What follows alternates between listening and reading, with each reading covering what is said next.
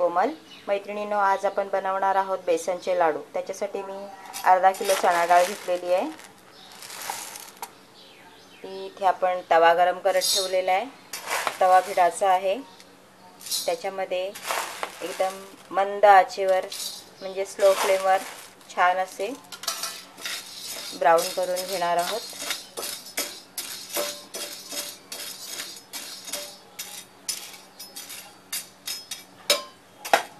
Gas एकदम slow ठेवून त्याच्यावरती साधारण ब्राऊन कलर असे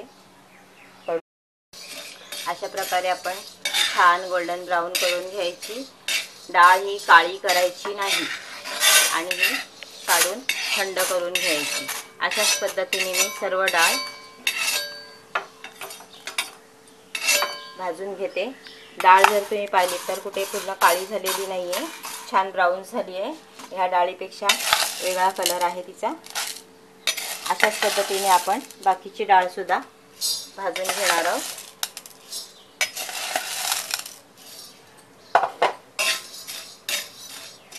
लेली डाळ आपण थंड करून घेतलेली आहे।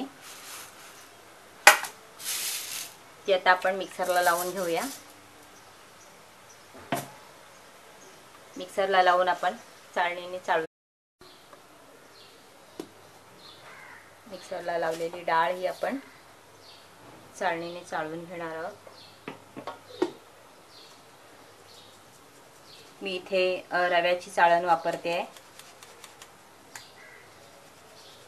रव्याची चाळण वापरल्याने थोडेसे दाणेदार असे पीठ मिळतो आणि त्या पिठाची आपण लाडू वळवणार आहोत। आता हे ह्याच्यामध्ये जे राहिलेलं आहे हे आणि बाकीची डाळ हे सर्व पुन्हा एकदा आपण चाळून घेणार आहोत, दळून घेणार आहोत। अशा प्रकारे आपण त्याचं पीठ तयार करून घेणार आहोत। मिक्सरला लावलेली डाळ आपण छान वाटून घेतलेली आहे, त्याची पावडर तयार करून घेतलेली आहे। ती आता आपण पुन्हा एकदा डालड्यामध्ये भाजून घेणार आहोत।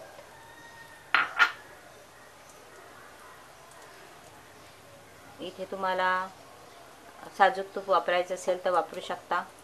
साजूक तूप जास्त प्रमाणात वापरलं तर त्याचा वास येतो आणि जास्त खायला होत नाही, म्हणून मी इथे डालड्याचा वापर करते। त्याच्यामध्ये आपल्याला अगदीच चांगलं स्मेलसाठी आणि स्वादासाठी आपण 1 चमच साजूक तूप वापरणार आहोत। मी पॅनमध्ये डालडा टाकलेला आहे। मैत्रिणींनो, मी हे जे पीठ मिक्सरला लावलेलं आहे आणि थोडंसं असं दाणेदार केलेलं आहे, म्हणजे अगदीच दाणेदार नाही, त्याच्यामध्ये पीठ आणि एकदम बारीक रव्यासारखं दळून घेतलेलं आहे। तुम्ही ही जर डाळ चक्कीतून दळून आणली तरी चालेल, पण चक्कीतून दळलेली डाळ ही एकदम चिकट होते आणि खूप अशी पिठासारखी होते। ती खाताना आपल्या तोंडामध्ये चिटकून राहते सर्व बाजूला, म्हणून मी ही घरीच दळते। आणि जर तुम्ही अशी चक्कीतून दळून आणली आणि तशी जर काय पावडरसारखीच झालेली असेल तर ती त्याच्यामध्ये तुम्ही बारीक रवा थोडासा भाजून टाकलात तर छान लागेल, मस्त टेस्ट येते। आता हे आपण छान असं पुन्हा एकदा डालड्यामध्ये भाजून घेऊया। दाणेदार असल्यामुळे थोडासा असा छान क्रंचीपणा येतो त्याने। आणि दुसरी गोष्ट म्हणजे आता मी जसं डालड्यात भाजते, आपण डाळ ही भाजून घेतलेलीच आहे, पण डालड्यात मी पुन्हा एकदा व्यवस्थित अशी भाजून घेते। किंवा तुम्ही पिठामध्ये जरी डालडा गरम करून ओतलात आणि मिक्स करून थंड करून त्याच्यामध्ये पिठी साखर घालून तुम्ही लाडू वळवले तरी सुद्धा छान बनतात। मी त्या पद्धतीने सुद्धा बनवते। आणि आता मी तुम्हाला दाखवून देते की जर म्हणजे असं थोडंसं कच्चं वगैरे राहता कामा नये, म्हणून मी हे पुन्हा एकदा डालड्यामध्ये भाजते। हे जास्त भाजायची नाही आहे, वरच्यावर फक्त परतून घेणार आहे मी।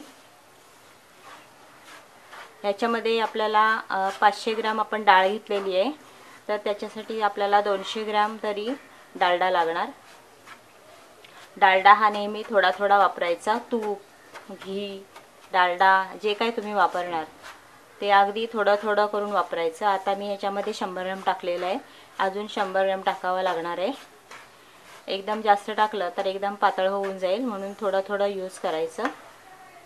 आता मी ह्याच्यात 100 ग्रॅम डालड्यात हे परतून घेते. त्याच्यानंतर मी पुन्हा थोडंसं डालडा गरम करून त्याच्यामध्ये थोडं थोडं करून वापरणार आहे. आपण हे सारण छान डालड्यात भाजून घेतलेलं आहे.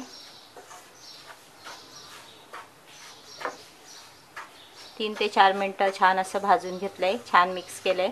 आता मी गॅस बंद करते. नंतर हे आपण थालीमध्ये थंड करायला ठेवणार आहोत. हे आपण बेसनचं पीठ थंड करून घेतलेलं आहे. त्याच्यामध्ये मी 1 चम्मच साजूक तूप टाकते. तो आपण त्याच्यामध्ये हातानेच मिक्स करून व्यवस्थित मेल्ट करून घेणार आहोत. इथे मी अर्धा चम्मच जायफळ पावडर आणि अर्धा चम्मच वेलची पावडर घेतलेली आहे.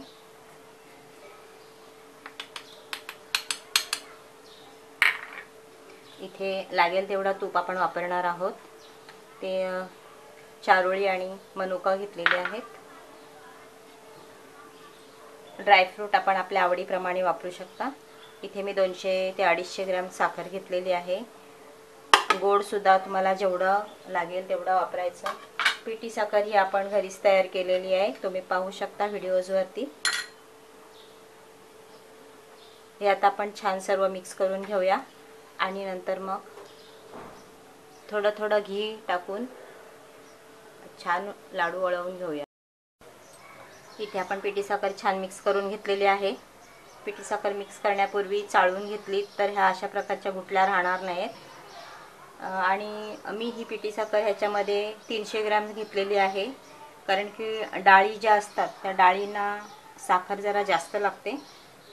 ह्याच्यामध्ये मी आता हे गरम केलेला डालडा थंड करून घेतलेला आहे, तो आपण थोडा थोडा करून वापरणार आहोत. सर्व एकत्र टाकलं तर कदाचित सारण पातळ होण्याची शक्यता, त्यापेक्षा आपण थोडा थोडा मिक्स करून लाडू वळवून घेणार आहोत. संपूर्ण पिठामध्ये डालडा घातला तरी चालेल. त्याच्यामध्ये मला असं वाटते जवळजवळ 200 ग्रॅम तरी डालडा लागणार ह्याला, पण जर कमीच पडला तर आपण त्याच्यामध्ये थोडंसं अजून घेऊ शकतो.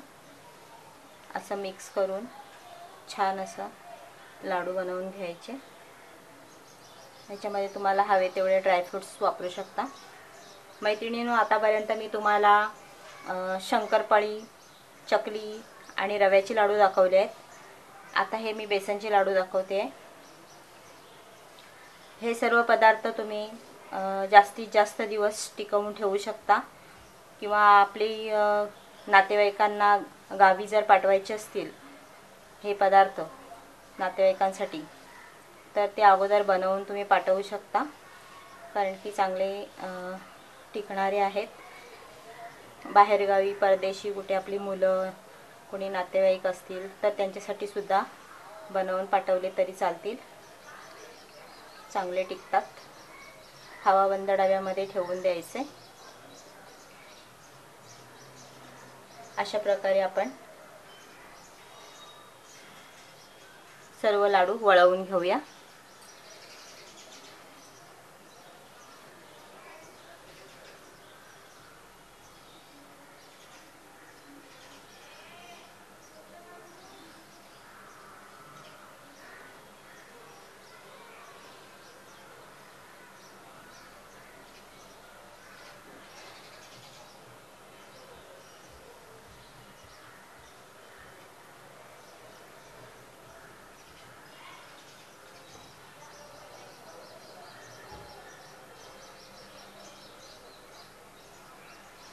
मी ह्या लाडूची संपूर्ण क्वांटिटी ही डिस्क्रिप्शन बॉक्समध्ये देणार आहे, ते तुम्ही पाहून घ्या. अशा प्रकारे आपण सर्व लाडू वळवून घेऊया. मैत्रिणींनो, अर्धा किलो चण्याची डाळ भाजून मी हे लाडू तयार केलेले आहेत. त्याच्यामध्ये मी माझ्यासाठी पिठी साखर थोडी कमी प्रमाणात वापरलेली आहे.